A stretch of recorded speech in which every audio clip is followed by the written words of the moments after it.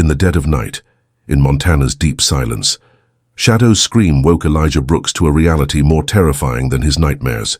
The sound the dog made was neither a bark nor a howl. He had never heard anything like it in his life. Pure fear, pure panic.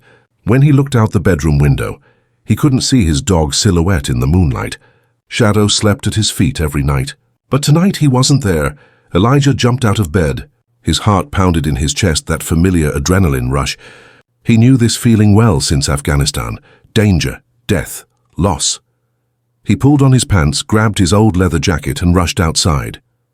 He was only wearing socks, but he didn't care. Shadow was silent. That was even worse. It had been 3 weeks since they moved to the ranch. This abandoned corner of Montana was exactly what he had been looking for. Away from people, away from memories, away from war. Just him, his dog, and the mountains. When the real estate agent showed him the old ranch house, she said, "This place dates back to the 1890s, a historic place." Elijah wasn't interested in history. He just wanted silence. And there was silence here. Too much silence. In the early days, Shadow had started acting strangely. He would wander around the old stone well in the backyard, putting his nose to the ground and sniffing. Elijah tried to normalize it. Dogs sniff, they explore. But Shadow's obsession was different. Every day, every hour. Sometimes he would wake up in the middle of the night and see the dog looking out the window. His eyes fixed on that well. The well was surrounded by rotting wooden planks. The top was also covered with old, decaying boards. It was a dangerous place. Elijah had made a note when he first saw it. I must seal this off. But he hadn't. It wasn't a priority. Nothing in his life was a priority anymore. Now he was stepping barefoot onto the freezing ground. The moonlight painted everything silver blue. He ran from the farmhouse to the backyard. His breath came out of his mouth as steam. "Shadow, Shadow, where are you?" There was no answer. Then he saw it. The boards around the well were broken. One corner had completely collapsed. Elijah's heart stopped. No, please, no. He approached the edge of the well. He knelt down and looked inside. Darkness, deep, pitch-black darkness. "Shadow." His voice echoed inside the well, bouncing back mockingly. And then he heard it. A faint, pained whimper. Shadow was alive. Elijah ran back to the house. In his hands, a flashlight, sturdy rope, gloves, and a first aid kit. As a Marine, he'd done similar rescue operations 1,000 times. But this was different. This was Shadow. His only friend. His only family. His only reason. When he returned to the well, he was more methodical. He looked down with the flashlight. The light reached about 10 meters down. Shadow was there, lying motionless. His hind leg was at a strange angle, broken. But he lifted his head, saw Elijah's light. He weakly wagged his tail. "Hang in there, soldier." "I'm coming." Elijah's voice was firm, but his eyes were filled with tears. He tied the rope to the old iron ring beside the well. It still looked sturdy. He tested it. He put his weight on it. It held. He put on his gloves, took a deep breath, and began to lower himself down. His feet braced against the stone wall. Hands, arms, legs, mechanical, automatic. He'd done this hundreds of times. As he descended, he examined the walls. Stone, very old. Moss in some places, water seepage in others. And then the flashlight beam hit something. Something white, wedged between the stones in the wall. Elijah didn't pay it much mind at first. He needed to focus on Shadow. But as he descended further, he saw more. White fragments wedged between the stones on the well's walls, half buried in the muddy ground. Bones. Lots of bones.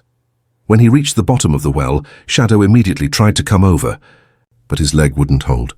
Howling in pain, Elijah rushed to his side. Calm down, You'll be okay." His hands moved over the dog. He checked him professionally. Left hind leg. Clean break. Good news, the bone hadn't protruded. No rib problem. But here at the bottom of this dark pit, getting the dog out seemed impossible. Elijah shone his flashlight around. The bottom of the well was wider than he'd thought. About 3 meters in diameter, and it was littered with bones, not just animal bones. Elijah knew that at a glance. Veterans recognize death. They recognize human bones. There in the mud was a skull. A human skull. And not just one. As he moved the light around, he saw more. 2, 3, 4. He stopped counting. His stomach churned. But he didn't panic. Panic meant death on the battlefield. It would mean the same here. First, he had to rescue Shadow. Then he would think about this hellish pit. He pulled the small emergency blanket from his backpack. He wrapped it around Shadow. "It's going to hurt, buddy, but I trust you." He tied the rope around his own waist. Then he carefully lifted the dog into his arms. Shadow whimpered but didn't bite. He never bit. The climb up was much harder. He held the rope with one hand and Shadow with the other. His legs searched for support on the wall. Every movement was torture. His arms were burning. He was gasping for breath. But when he stopped, when he looked down, those skulls were watching him. He didn't know who they were. He didn't know when they had died. But he had to get them out of here. Someone had to tell the truth. Finally, his hands reached the grass at the edge of the well. With his last ounce of strength, he pulled himself up. He pulled Shadow over the ledge with him, falling onto the grass. Both of them were gasping for breath. The moon was still shining. The world was still turning. But everything was different now. Elijah looked at Shadow. The dog's eyes were trying to tell him something. "You knew, didn't you?" Elijah whispered. "You smelled them. You were trying to show me." Shadow wagged his tail weakly. His task was complete. Elijah carried the dog home in his arms. He laid it on the living room rug next to the fireplace. He threw wood on the fire. He stoked the flames. Then he brought the emergency vet kit. He splinted Shadow's leg, gave it painkillers. The dog closed its eyes and slept. Or passed out. It didn't matter. It was safe. But Elijah couldn't sleep. He looked out the window at that damn well. There in the darkness, the dead were waiting. And now he was the only witness. He waited until morning. When the sun rose, the world outside the window looked normal. Birds were chirping.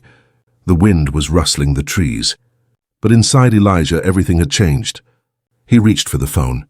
He didn't know who to call in this town. He dialed 911.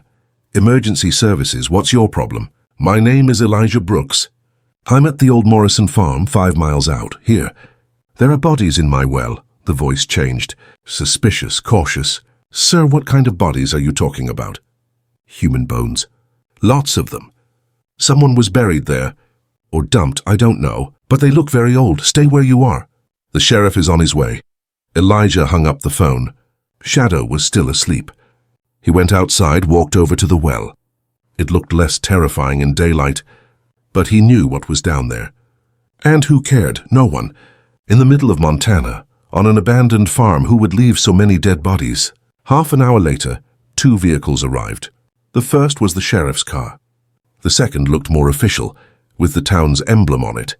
The sheriff was a man with a thick mustache and a potbelly, around 60 years old. His name was written on it, Sheriff Daniels. He had a young deputy with him, serious with a walkie-talkie. "Mr. Brooks?" The sheriff extended his hand. Elijah shook it.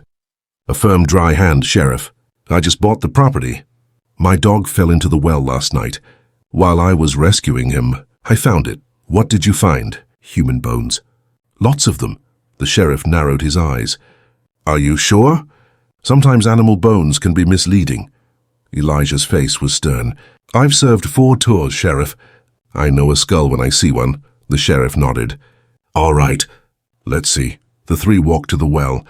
The sheriff looked down, shining his flashlight. His face changed. "Damn it!" The young deputy looked too. His face turned green. "Sheriff, this... I know. Get the radio. Call the county. We need the crime scene team. And the coroner. Now." Elijah spent the rest of the day at home. Shadow woke up, drank some water. He was getting better. But Elijah wasn't getting better. Those bones were in his mind. He wondered who they were, how they died, why they were there. 3 white vans arrived in the afternoon. People who looked like scientists got out. White suits, gloves, equipment. They cordoned off the area around the well. They set up a crane to go down. Elijah watched from the window. He stroked Shadow's head. "You're a good dog. You found them. Now someone will take care of it." But he still didn't know who they were, or why he should care. He had seen enough dead in the war. He had learned enough names. He had dug enough graves. He had come here to escape all that, but there was no escape. Death was everywhere, in the past, in the present, in the future. In the evening darkness, Sheriff Daniels knocked on his door. Elijah opened it. The sheriff looked tired. Old, tired. "Mr. Brooks, may I come in?" "Of course." Elijah stepped aside. The sheriff entered, looked at Shadow. "How's the dog?" "He'll be fine." "Good. Because if he hadn't fallen into that well, we would never have found this." Elijah motioned for him to sit down. The sheriff sat down, took off his hat. "What did you find?" Elijah asked. "It's not clear yet, but we're getting the initial estimate. At least 7 people, maybe more. The bones are very old. The expert says at least 80, 90 years old. So the 1930s, 1940s maybe. How did they die?" The sheriff looked away. "We don't know yet. But we know one thing. They were all killed at the same time. They were thrown into the well together and—" He paused. "And there are holes in their skulls, gunshot wounds. In the back. Execution style." The room grew cold. Elijah said nothing. The sheriff continued. "This land belonged to the Morrison family before you, and to someone else before them. But in the 1920s, the 1930s, a lot happened in this area. Not good things. What kind of things?" The sheriff took a deep breath. "Montana was one of the places where the Ku Klux Klan was strong back then. There are no official figures, but everyone knows. Blacks, immigrants, people in the wrong place at the wrong time. They would disappear. No questions asked. Now you're finding bones here, in a pit, hidden so no one would see." Elijah slowly shook his head. "Are you from around here, Sheriff?" "Yes, I grew up here. Did you ever hear about it? This story?" The sheriff looked away. "There were rumors about our grandfathers, but they were just rumors. There was no proof. Now there is." The two sat in silence. The logs crackled in the fireplace. Shadow purred, dreaming. "Can you identify them?" Elijah asked. "We'll do DNA testing, but it's hard to find people who disappeared 90 years ago. No records. No families. Or the families don't want to talk. They're afraid still. Why?" The sheriff looked at him. There was sadness in his eyes. "Because the killer's descendants still live here. They're our neighbors, our friends, our families, and no one wants to talk about that past." Elijah stood up, went to the window. It was dark outside, but the lights around the pit were on. The machinery was working. They were pulling out the dead. "So what happens now?" "An investigation. The media will come. There will be questions. You'll be uncomfortable. I'm used to it." The sheriff stood up. "I know, I read your file, Marine, 4 tours of duty, Medal of Honor. You're a good man, Mr. Brooks." "I try to be." The sheriff put on his hat. "That dog was good too. He heard the dead. Maybe they called him. Maybe you needed to be here." He looked back over his shoulder as he walked out the door. "We have a historian, Martha Hayes, an old woman. She works in the library. She knows everything about this town. If you want to find out who these people were, talk to her." "Why would I want to know?" The sheriff stopped, turned around. "Because you're a soldier, and soldiers don't leave their comrades behind. These people have been alone in that dark pit for 90 years. Maybe someone should tell their story." The door closed. Elijah was alone, with Shadow, and the dead at the bottom of the well. He didn't sleep that night, he thought. He remembered. He remembered the mass grave they found in that village in Afghanistan. 12 civilians, women, children, executed by the Taliban. His commander had said, "It's not our job. It's a local problem." But Elijah had written his report. He had protested. He had almost faced a court-martial. Now here, in his own backyard, there was another mass grave. More innocent people. And again, someone would say, "It's an old problem. It's in the past, but the past never passes." Shadow knew. They say dogs see spirits. Maybe he had seen them. Maybe he had heard their screams. Elijah stroked Shadow's head. "We found them. Now we'll find the truth." When morning came, he went to town. It was a small town. One main street, a few shops, an old movie theater, and in the middle a stone library building. He went inside. An old woman was sitting at a desk. Grey hair, glasses. Elijah went over to her. "Martha Hayes." The woman looked up. "Yes, who are you?" "My name is Elijah Brooks. I'm at the old Morrison farm. The sheriff told me to see you." The woman's face changed. She understood. "You found the bones." "Yes." The woman took off her glasses. Her eyes were tired. "I've worked in this library for 60 years. I've kept this town's secrets for 60 years. Now you come along and spill everything." "I didn't mean to. My dog fell into the well. I know. But that's how fate works. You're the person who was meant to be here, because you're an outsider. And you're black. These bones belong to black people too." Elijah's heart stopped. "How do you know?" "Because my father told me." My grandfather told him. Summer of 1923, a family came here. From the south. They were running away. Their name was Johnson. Father, mother, 3 children, a grandmother and uncle. 7 people. They started working as laborers on the Morrison farm. 2 months later, they disappeared, without a trace. Didn't anyone look for them? Who would back then? Blacks disappeared. It was considered normal. The sheriff was white. The mayor was white. Everyone was white. And the KKK was everywhere. Elijah clenched his fists. Martha continued. "My grandfather was there that night. He was a young boy. His father took him, saying, 'You'll learn to be a man.' He saw how that family was brought there, how they were forced to kneel, how they were shot, even the little children. Then they threw all the bodies into that well. They covered it up. And they kept quiet. Why are you telling me this now? Because that boy, my grandfather, had nightmares his whole life. He told me before he died. Martha, one day the truth will come out. When that day comes, don't run. Speak up, he said. Now that day has come." Elijah sat down. His knees wouldn't hold him. The Johnson family. 7 people. None of them survived. None of them. The killers? Most of them are dead. But their grandchildren live on. In this town. Some work for the city. Some work for the police. They don't know. But blood sticks. The 2 sat silently. The old smell of the library. The yellowed pages of the books, the weight of the past. Finally, Elijah stood up. "Will you help me? Documents, newspapers, whatever. I want to find the Johnson family's story." Martha nodded. "The archives are downstairs. Come, I'll show you everything. But be prepared, Mr. Brooks, the truth is ugly." As they descended, Elijah thought, if Shadow hadn't fallen into the well, none of this would have come to light. The Johnson family would have remained there forever, in the darkness forgotten. But now someone knew. Someone was speaking, and Elijah, a veteran, a black man, would tell their story to the world. This wasn't just about bones. This was a 90-year wait for justice, and the wait was ending. The stairs Martha Hayes led down to the basement were narrow and dark. The wooden steps creaked with every step. The smell of damp earth filled her nose. Down below, fluorescent lights flickered on and off. Metal shelves lined the walls, their tops piled high with old cardboard boxes. "This is the town's real memory," Martha said, adjusting her glasses. "The library upstairs is for tourists. This is the real thing." Elijah looked around. Hundreds of boxes. Each one had years written on it. 1890, 1905, 1923, 1941. The town's entire history was here in the dark, hidden among forgotten pages. Martha climbed a ladder and pulled a dusty box down from the top shelf. 1923, that's the year. She placed the box on a heavy table.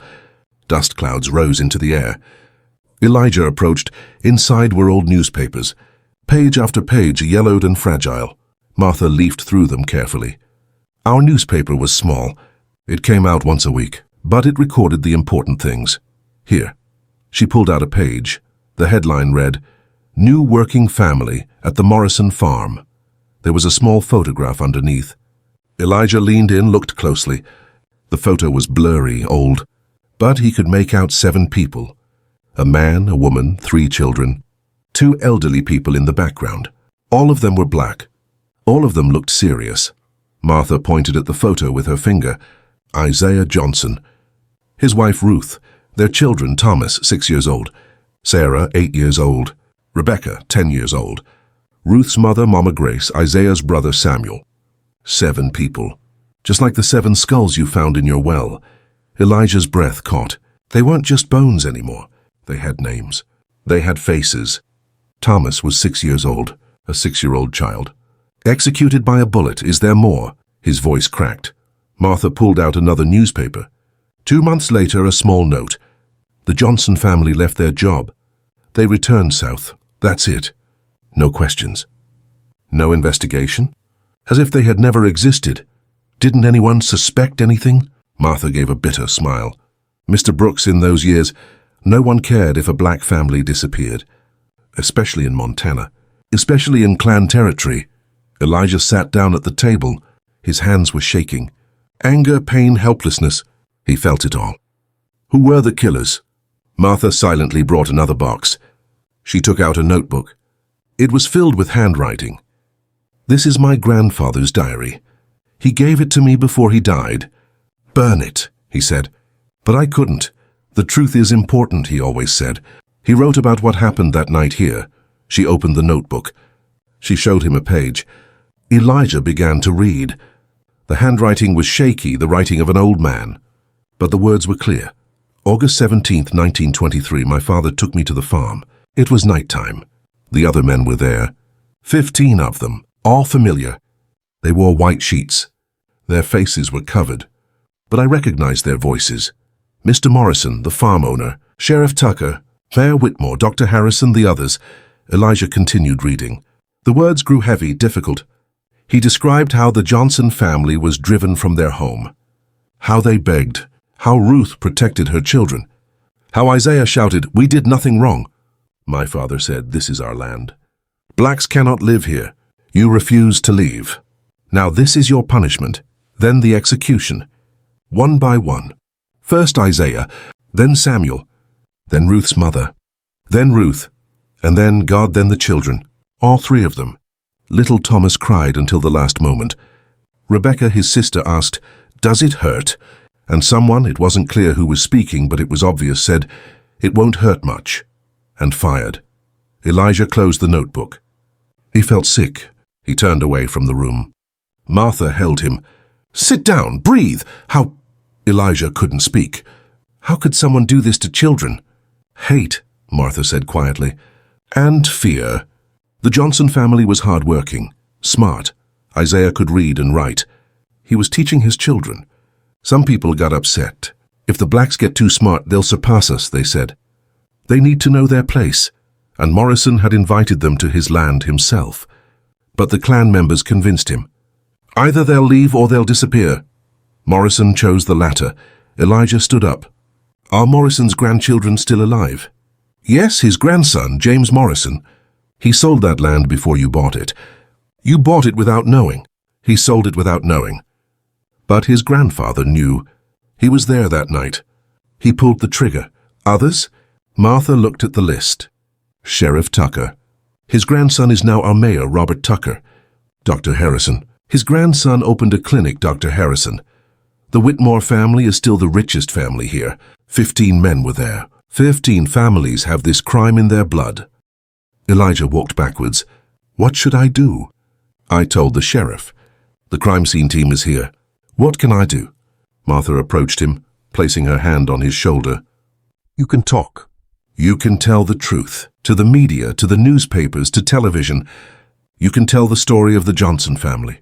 Their names, their faces, their stories must not be forgotten. But the evidence? Is this diary enough? No, but there will be DNA testing. The bones will tell. The bullets will tell. And I will testify. My grandfather is dead, but his diary lives on. And you found it. A black man. A veteran. This is no coincidence. This is justice. Elijah took a deep breath. What about those families? Tucker, Morrison, the others? Their grandchildren are innocent. Yes, they're innocent. But they need to know the truth. And so does the town. We are a town built on blood on this land. We have to accept that. We have to apologize. We have to build a memorial. In the name of the Johnson family. Will they accept it? Martha smiled sadly. Some will. Some won't. But what matters is that the truth can no longer be hidden. Elijah picked up the notebook. Can I borrow this? I'll make a copy and return it? No, I'm giving it to you. It's no longer my burden. It's your responsibility. On the way home, Elijah's mind was in turmoil. Shadow was waiting at the window, wagging his tail, but his leg was still immobilized. Elijah picked him up. You're a good dog, a good soldier. You found them. Now I'll make their voices heard. That night he read the notebook for hours, again and again. He memorized every word. Then he opened his laptop and began to write. The story of the Johnson family. who they were, where they came from, what they wanted, and how they were murdered. By dawn he had finished. It was 3 pages long. He sent it, first to the local newspaper, then to the state newspaper, then to the national news agencies, and to social media everywhere. The headline was simple: 7 bones found in Montana well, the Johnson family's 90-year injustice. When it was published, the world changed. The first call came 2 hours later. The local newspaper: "Mr. Brooks, would you give us an interview?" Yes. By the afternoon, 3 television stations had arrived. Trucks, cameras, reporters. All around the well. Elijah told them everything. How Shadow fell into the well. How he found the bones. Martha's diary. The Johnson family's story. One reporter asked, "So what do you think this town should do?" Elijah looked at the camera. Apologize. They should erect a monument. And they should never forget. Because forgetting is killing them a second time. The video went viral. 1 million views in a day. 5 million in 2 days. A nationwide debate began. Some supported it.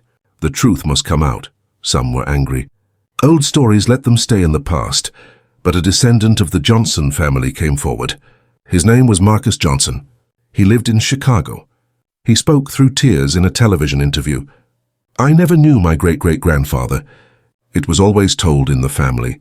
Isaiah disappeared in Montana. He was never found. Now we know why. Now we can bring him home. Marcus came to Montana. Elijah met him. 2 black men a century later, on the same ground. Marcus knelt at the well, wept. Elijah stood beside him, silent. "Thank you," Marcus said. "You found him. You found them. My dog found him. I just listened." Marcus looked at Shadow. "That dog is an angel." But not everyone in town was happy. Mayor Robert Tucker made a statement. "This is a tragic event, but it's not my family.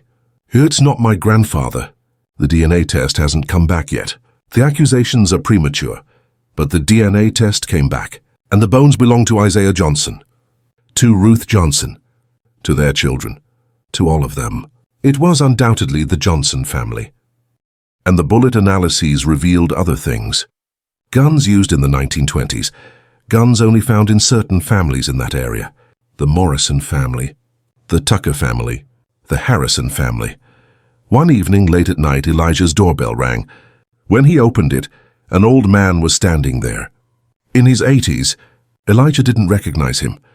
"My name is George Whitmore," the man said. His voice trembled. "My great-grandfather. He was there that night. I found out. The family kept it hidden, but now I know."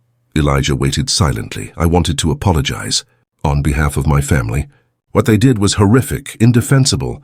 I'm also guilty, because for years, without knowing, I lived off that blood money. Please accept my apology." George's eyes filled with tears. Elijah put his arm around him. "It's not your fault. But it takes courage to tell the truth." "I accept it," George cried. An old man broken, and Elijah, a young veteran, held him. 2 strangers united by the wounds of the past. But not everyone was like George. James Morrison, the former farm owner, hired a lawyer. "This is slander. My grandfather was a good man. He took it to court. He didn't know who, but someone. Maybe Elijah, maybe the town. The media was divided. Some channels said, 'Time to face the past.' Others said, 'Witch hunt, attack on innocent families.' Elijah sat at home, Shadow beside him, and watched. The world was fighting, but he thought of the Johnson family. 7 people in a dark well. 90 years. Without a sound, now the world was hearing their voices. And that was enough. A week later, the crime team completed its report. The coroner's report: 7 individuals. Ages 6 to 65. Cause of death: gunshot wounds to the head. Execution style: circa 1923. The state attorney general made a statement. An investigation has been opened. The killers are dead, cannot be tried, but the truth is on record.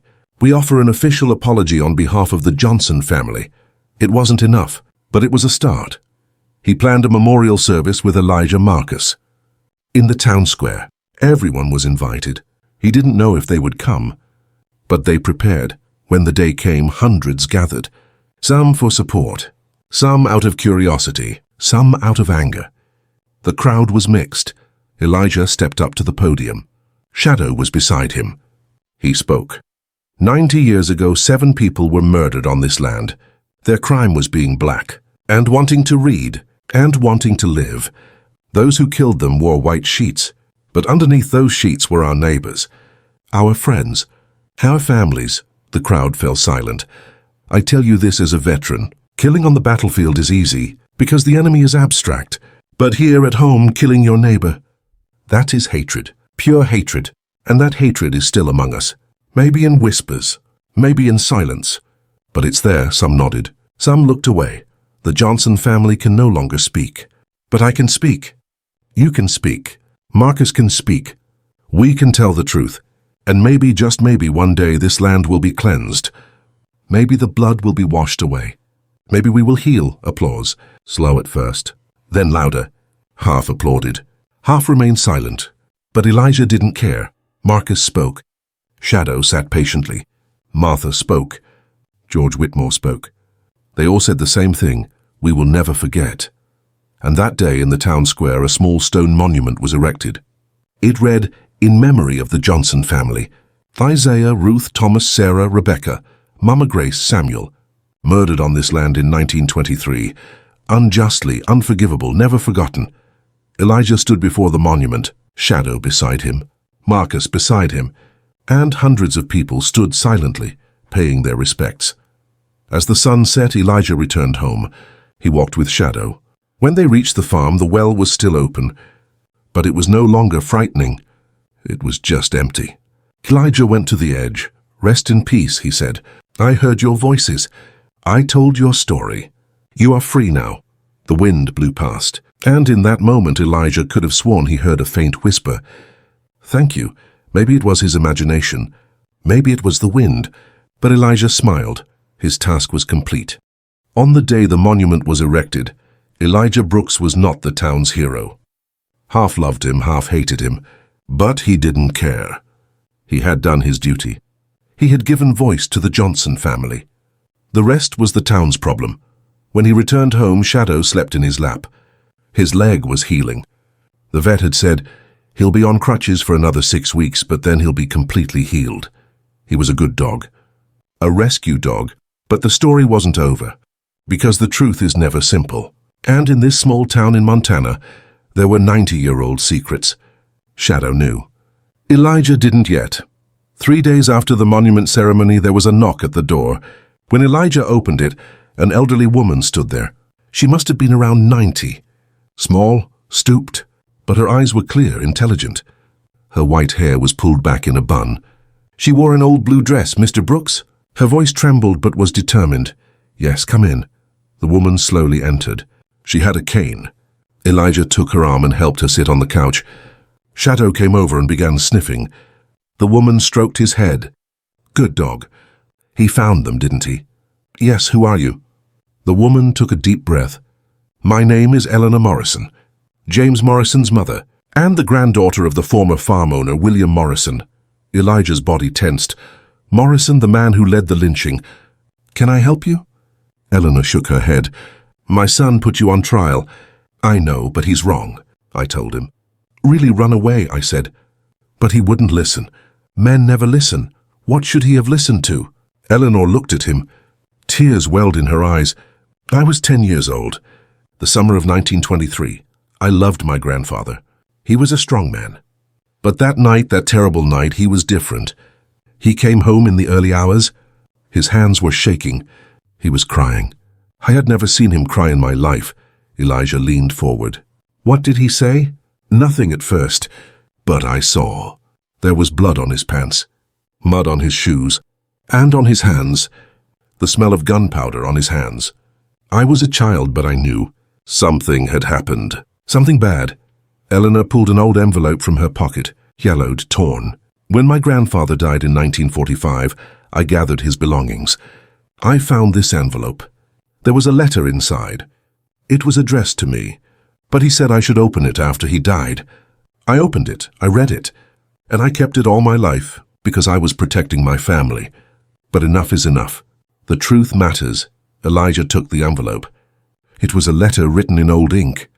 William Morrison's handwriting. He began to read. "Dear Eleanor, if you're reading this, I'm dead, and maybe God has forgiven me.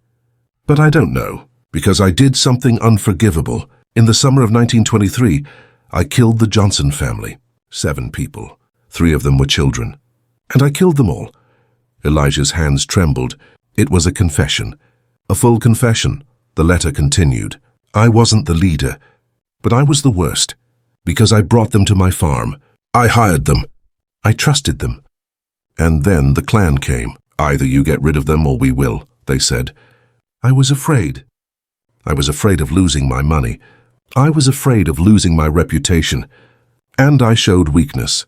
That night I joined in. I dragged them.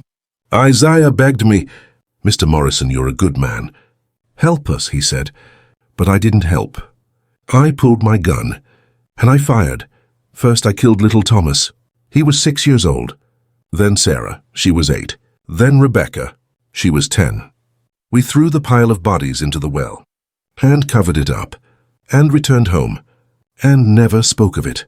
Eleanor, you're a good child, but our family is cursed. It was built on blood, and as long as you live, you must know, I will never be forgiven. But maybe you will tell the truth. Maybe you will save our family." The letter ended. Signed, William Morrison, the sinner. Elijah slowly put down the letter. Eleanor was crying. 70 years. I carried this secret for 70 years. Not even my husband knew. My children don't know. But I can't take it anymore. Your finding it was a sign. The truth had to come out. You should take this to court.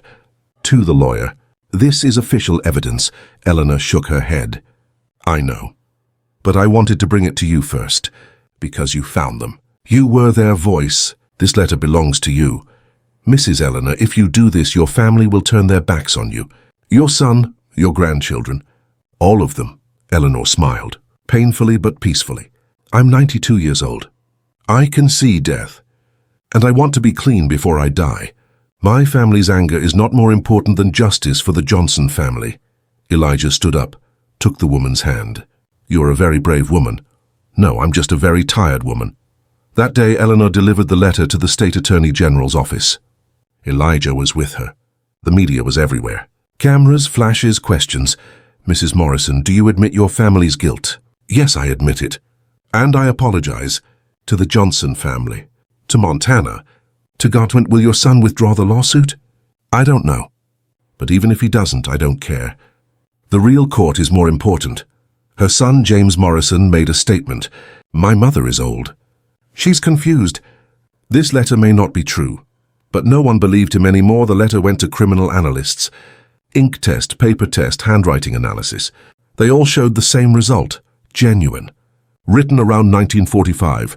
William Morrison's handwriting. No doubt the case was closed. James Morrison withdrew. My family's past mistakes are not my fault, but I apologize, he said. It was enough. But now there were other questions. If William Morrison wrote it, did others write it too? Were there other confessions? Martha Hayes returned to the archives. She searched for old letters, diaries, documents, and she found them. A note in Dr. Harrison's medical records, August 18, 1923, night call. Accident at the Morrison farm. No patient, blood, lots of blood. I didn't ask questions. A gap in Sheriff Tucker's reports, August 15, 1923, no report. 5 days. No report written. Why?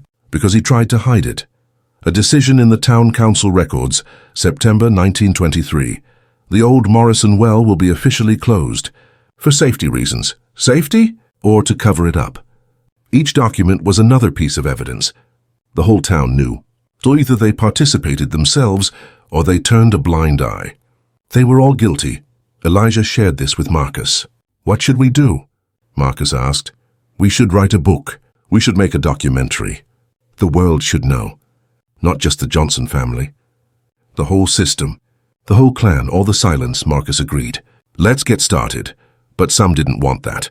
One night, a rock was thrown at Elijah's window. The message was clear. Get out of here, nigger. Don't stir up the past, Shadow barked, guarding. Elijah called the police. A young woman had replaced Daniels as sheriff. Sheriff Maria Lopez. I'll provide protection, she said. But Elijah knew. Hate doesn't die easily. Another night, paint was thrown on the monument. Red paint. Like blood. Written on it, "Liars," Marcus cried. Elijah was angry, but they cleaned it. They repainted it. "We won't give up," Marcus said. Then support started coming. From churches, from schools, from universities. Historians came, examined it. This is very important. The dark side of American history. It should be in textbooks, they said. A documentary filmmaker came. "I want to tell your story. Shadow's story, the Johnson family story, the town story." Elijah and Marcus agreed. Filming began. The well was shown. The monument was shown. Eleanor gave an interview. Martha gave an interview. Elijah spoke at length. "The past isn't past. It's still here. It still hurts. But we can heal, if we face it." As Shadow sat in front of the camera, the director said, "This dog is a hero. He should get an award." Elijah smiled. "He just did his job. Soldiers don't fight for awards." The documentary aired 6 months later. Bones of Silence, the Johnson family story. On Netflix. Millions watched it. It won awards, and that little town in Montana became world famous. Tourists started coming. They visited the monument. They came to Elijah's farm. "Can we see the well?" they asked. Elijah showed them. But he didn't make it a tourist spot. "This is a grave. Show respect," he said. Some tourists were black. They came and cried. "This is our story too. Our great-grandfather disappeared too. Maybe he was in a well too." Elijah listened to them. Maybe there were hundreds of Johnson families. Maybe thousands, all over America. Forgotten, buried, silenced. A year later, the Montana State Legislature passed a resolution. Every August 18th is Johnson Family Memorial Day. It's a public holiday. Schools are closed. Ceremonies will be held. Thousands gathered for the first Memorial Day. The governor came, senators came, and Marcus Johnson took the stage and spoke. "A year ago, I knew nothing. My family was gone. Now I know." It took 90 years, but the truth came out. And it's thanks to Elijah Brooks, and Shadow, and brave people like Eleanor Morrison and Martha Hayes. Applause, long, loud applause, but this isn't just our story. It's the stories of this country. How many more Johnson families are there? How many more wells? How many more silences? We need to find them. We need to tell them, because a forgotten past is a past that repeats itself. When Elijah stepped onto the stage, Shadow was beside him. He was okay now. He was strong, but he was still looking at that well, as if he knew the job wasn't done. There were more stories. Elijah spoke. "I saw many dead in the war. Enemy dead, friend dead. And I always thought, what does this mean? Now I know.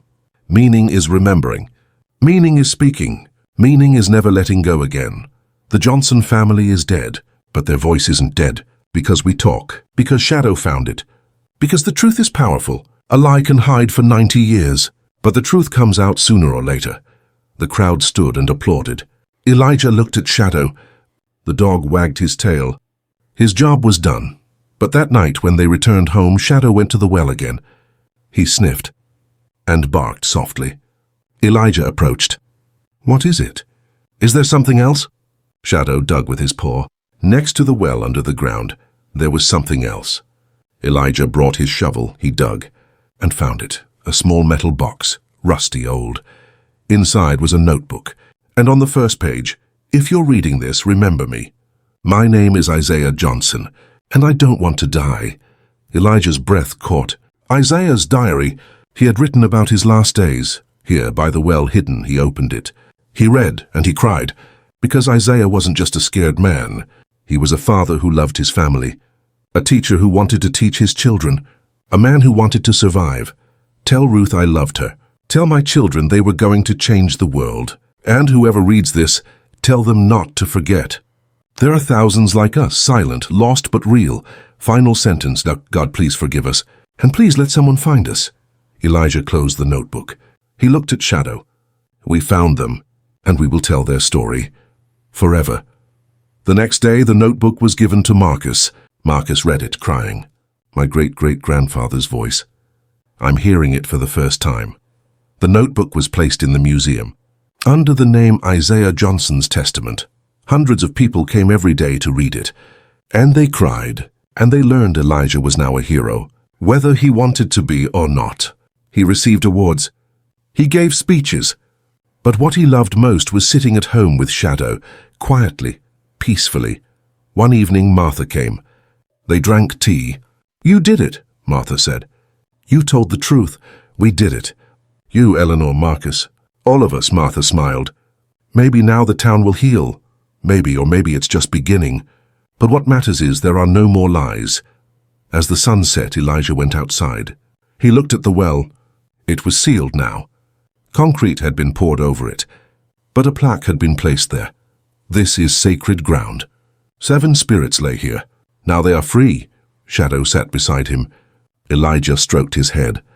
"Good work, soldier. Very good work." And at that moment the wind blew past, and Elijah could have sworn he heard children's voices. They were laughing. They were playing. They were free. Maybe it was a dream. Maybe it was the wind. But Elijah wanted to believe, because truth doesn't belong only to the living. It belongs to the dead too. And the Johnson family finally had found the peace they deserved. The day Isaiah Johnson's diary was placed in the museum, Elijah Brooks felt strange. It was as if a chapter had closed, but the book wasn't finished. Shadow felt the same way. The dog was restless, anxious. He would sit by the window at night, staring into the forest. Elijah noticed this but couldn't interpret it. Maybe the dog was healing, or maybe it was something else. One Saturday morning, Elijah decided to take Shadow for a walk. A long walk. In the Montana mountains, there was an old trail where trains used to run. It had been closed in the 1950s. Now only nature remained. Trees, rocks, silence. As they walked, Shadow suddenly stopped. He lifted his nose and began to sniff. Then he started running in one direction. "Shadow, wait!" Elijah ran after him. The dog wouldn't stop. He left the trail, passed through the bushes, and descended into a valley, and there he stopped. When Elijah caught up, breathless, he saw it. It was an old train car. Rusted, decayed, lost in nature. The door was half open. Shadow sat next to the car, waiting for Elijah. "What did you find now?" Elijah approached. He examined the car. It was very old. Maybe 70 years old. Maybe 80. There were no numbers on it, no writing. It was as if someone had deliberately erased them. He approached the door. He looked inside. It was dark. He took out his flashlight. He turned on the light and froze. It wasn't empty inside. There were things everywhere. Suitcases, bags, boxes, all old, all rusted, all abandoned, as if someone had left them in a hurry and never returned. Elijah went inside. The floorboards were rotten, his feet creaked. Shadow hesitated to enter. He waited at the door silently. He opened the first suitcase. Inside were clothes. Women's clothes. Children's clothes. A photo album. He opened it. Inside was a black family. Father, mother, 2 children. They looked happy. There was writing on the back of the photo. The Williams family, 1948, a new beginning. Elijah opened the second suitcase. Inside were books. Bibles, dictionaries, children's stories. One had a name written on it, belonging to Samuel Williams. He opened the third trunk.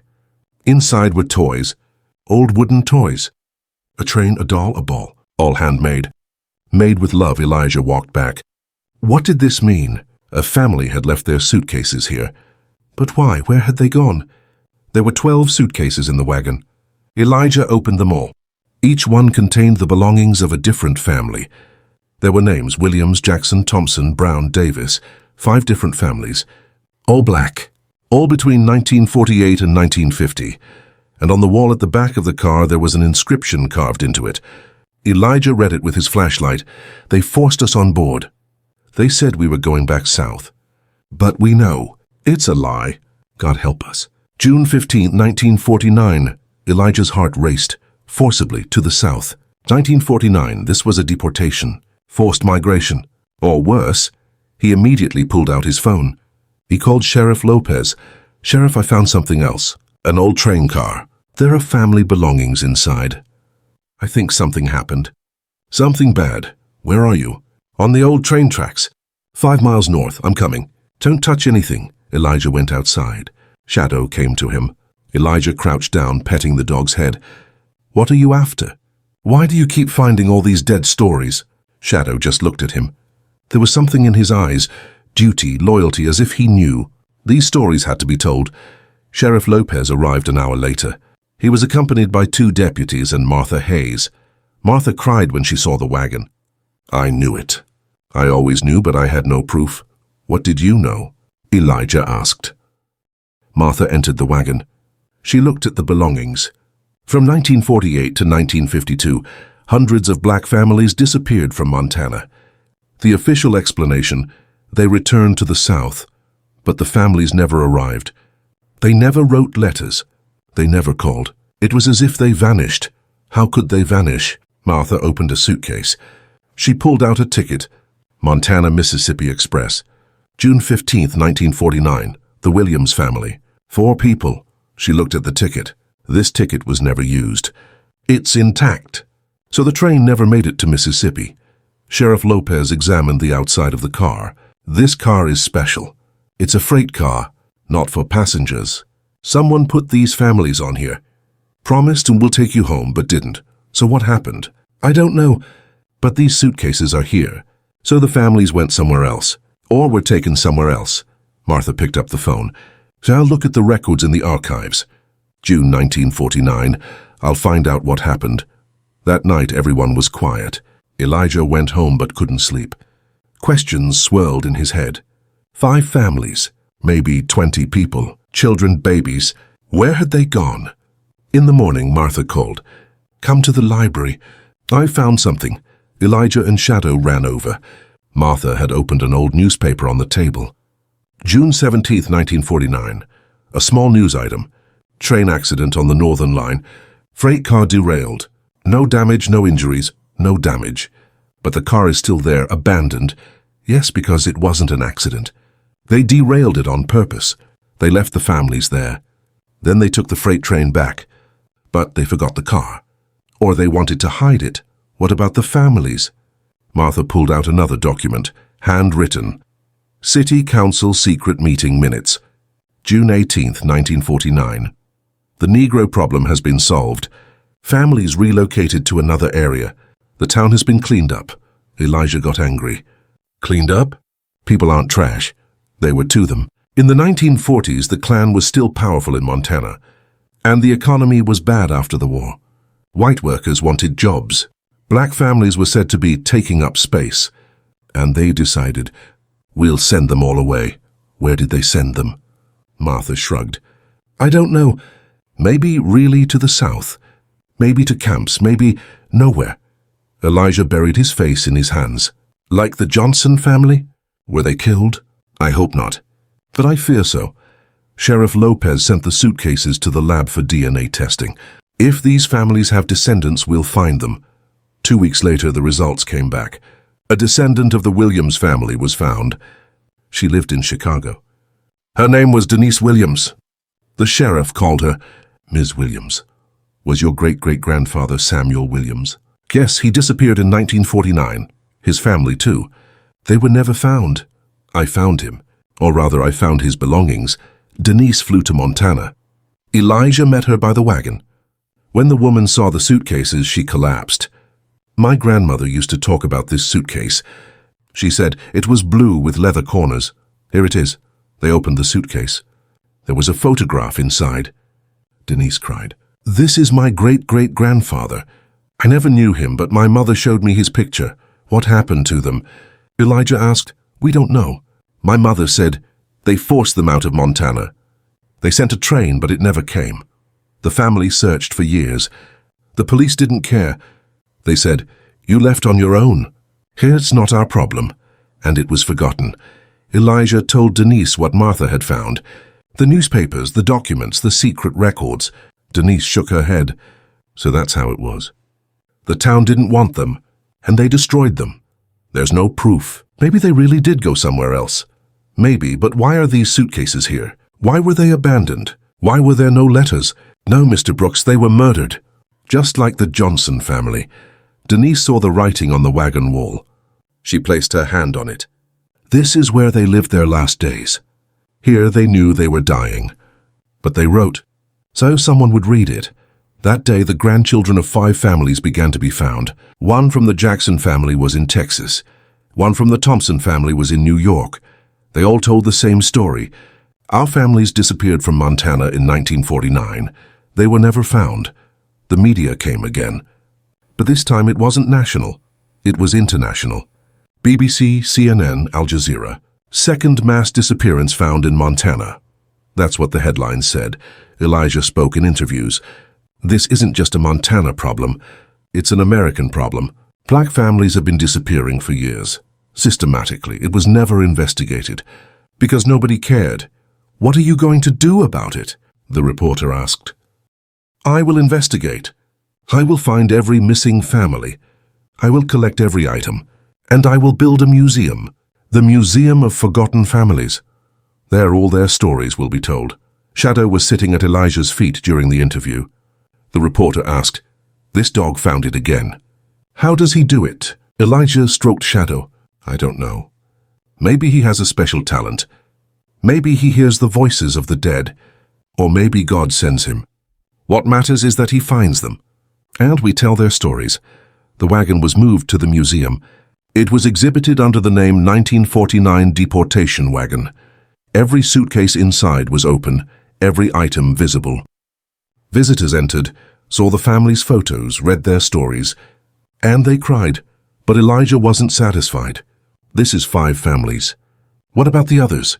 Martha said hundreds of families disappeared. Where are they all? Martha returned to the archives. She pulled out lists. Black families who left Montana between 1948 and 1952, 247 families.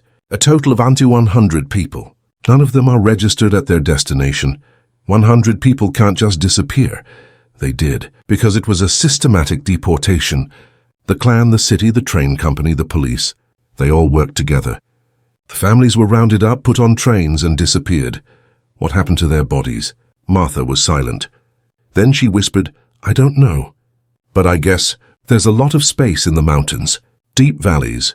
Places no one goes. Maybe there. Elijah searched for months. He found old maps. Train routes. Missing persons reports. He followed every lead. Shadow was always with him.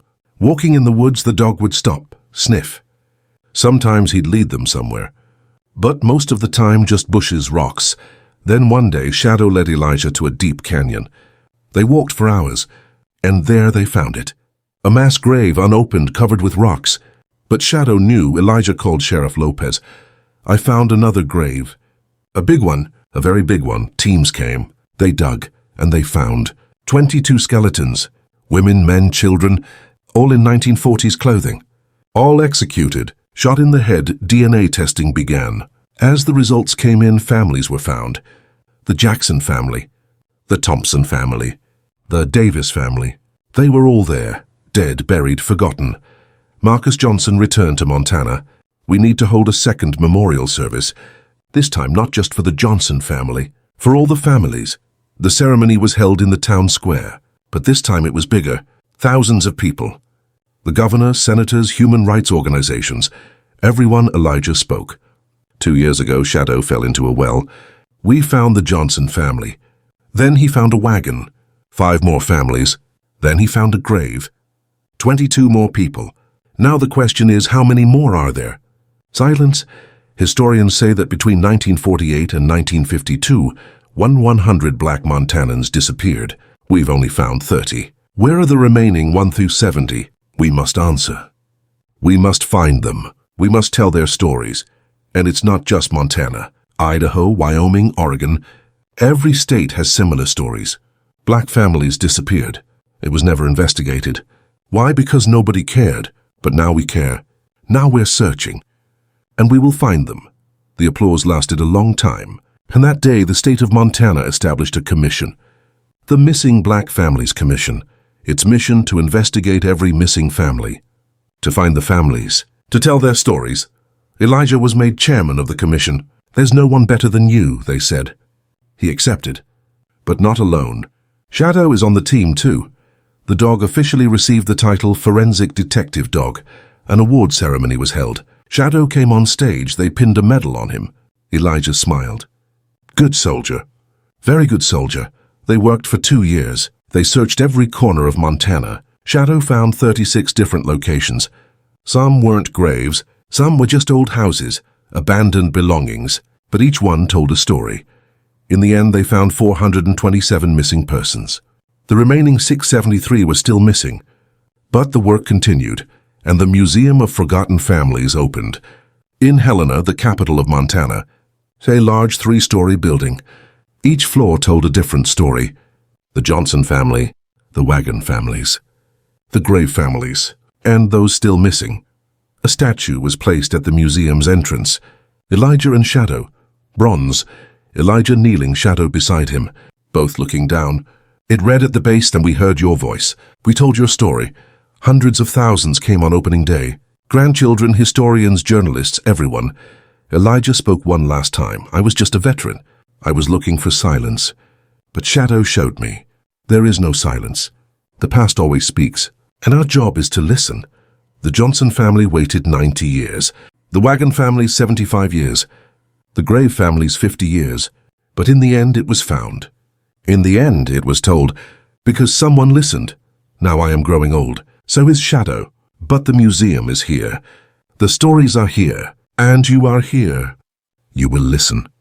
You will tell. And you will never, ever forget. The crowd applauded for minutes. Elijah picked up Shadow. The dog was heavy, old, but still strong. Still on duty. That night after the museum closed, Elijah and Shadow walked silently. They read every story. They looked at every photo, and Elijah cried.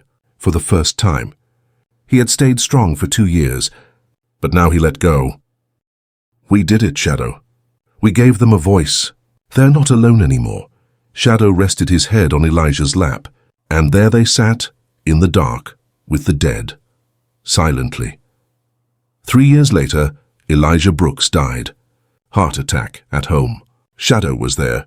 With his last breath, he stroked the dog's head. "Good soldier, we're going home." Shadow died 6 months later. He was old, very old, but he had completed his duty. They were buried side by side, in the museum garden. On their gravestones, Elijah Brooks, 1977-2028. He listened to the silence. Shadow, 2015-2028.